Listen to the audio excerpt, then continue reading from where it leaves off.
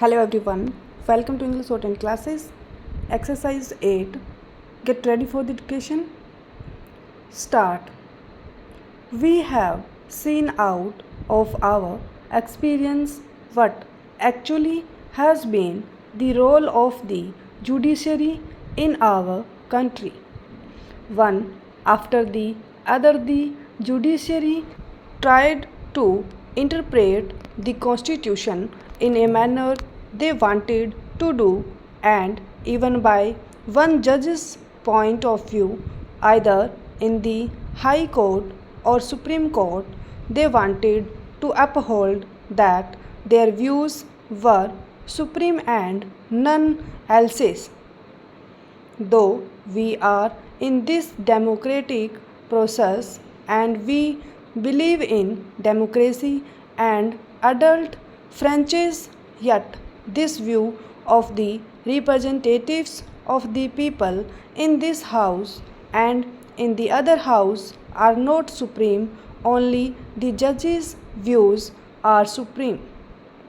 This is nothing but a new nepotism on the part of the judiciary, who deliver judgments as if they are the only kings and rulers in this country and nobody else, completely ignoring the will and consent of the people who send their representatives to this house to look after their welfare and well-being.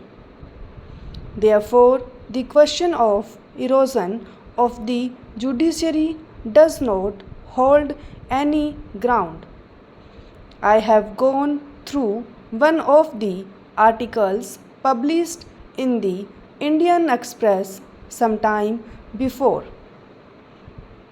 about fundamental duties, particularly they mention, and I say that the challenges follow the noble ideals that inspired our national struggle for freedom.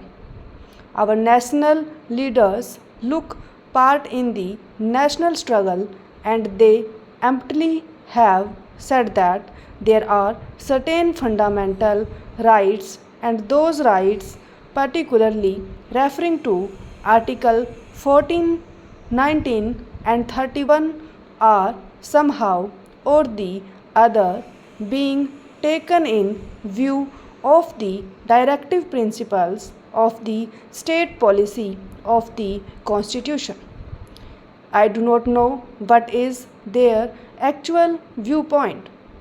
If their viewpoint is to stick to the law, that is the fundamental rights are fundamental rights, then those fundamental rights are for whom?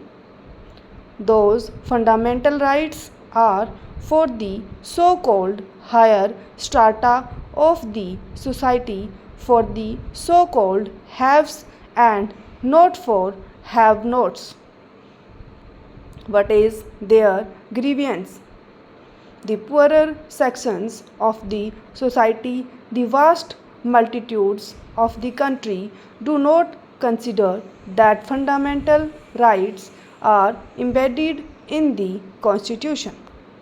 They consider what their fundamental needs are.